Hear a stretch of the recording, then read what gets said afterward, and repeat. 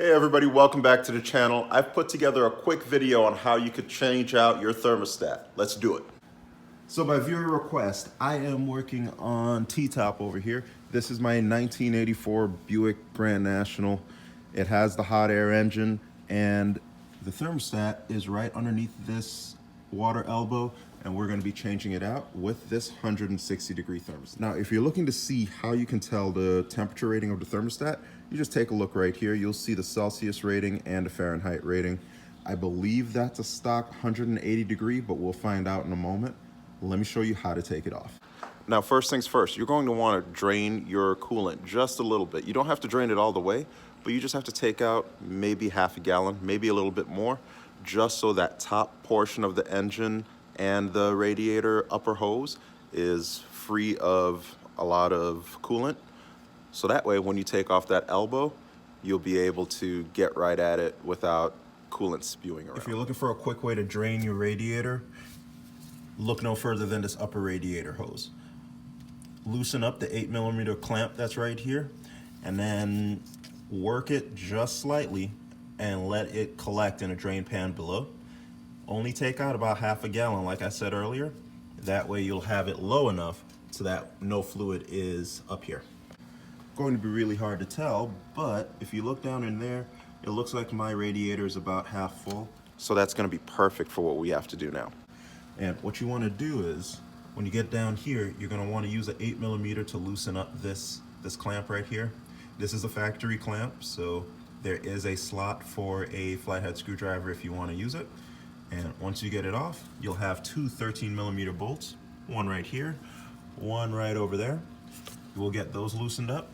And then finally, if you look right down in here, behind this cord, you'll see that looks to be a 10mm as well. You're going to want to use some PB Blaster or some type of rust inhibitor on this, because that's a factory clamp and I know that's going to be pretty bad to take off. The tool list for this is going to be really easy.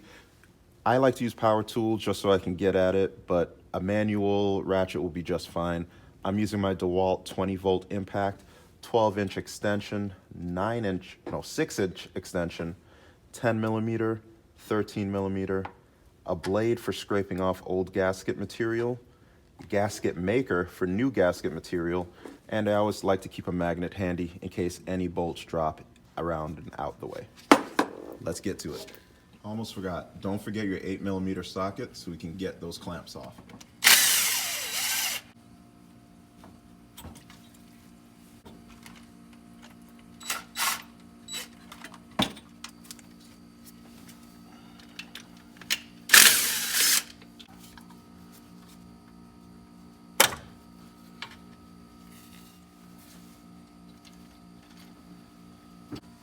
Taking a look at the old gasket material, you can see it looks pretty worse for wear. So we're gonna need to clean this up, and the same thing on this side.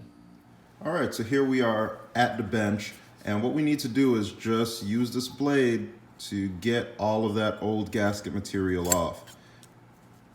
You gotta work it. I like using this because it's a big flat edge, and you can kind of come at it all different directions and make sure you're taking everything off in one swoop. Thankfully, somebody recently did it, so it came off real easily for me. And what you want to do about this oxidation, just take a little bit of sandpaper and smooth that surface out. Now remember, with sandpaper, the bigger the number, the softer it is. I'm using 220, and that'll give it some good bite, but still protect the surfaces. See the difference? We'll just continue on all the way around, wetting it to make sure that everything is clean.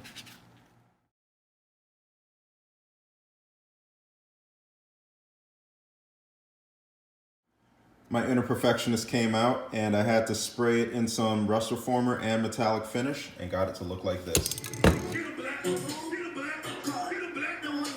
Now, if you had a thermostat housing gasket, feel free to put it on here, and now you can reinstall it on the vehicle. I don't have that, so I'm taking RTV or gasket maker, and I'm applying a 1/8 of an inch thick coating right around the circle, and less is more, so you just want just enough to smear it and fill in the gaps so that you'll have a leak-free seal. All right, nothing left to do but reinstall it. Make sure you clean your gasket surface on that side. Mine looks good to go. So then we can just place the new 160-degree thermostat in there and slap this right on.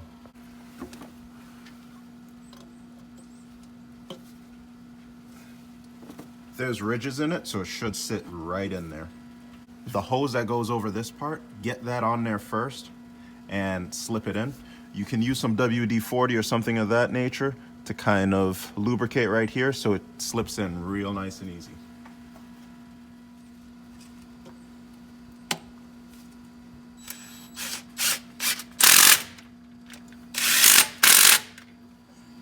Now you can tighten up that 10mm clamp right down here.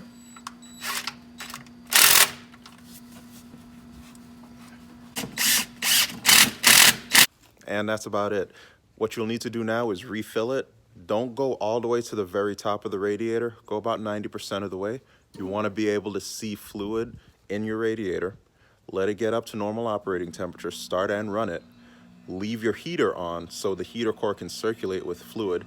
And just keep an eye on the level. That way it'll burp, it'll get all of the air out of the system, and you'll be left with full coolant.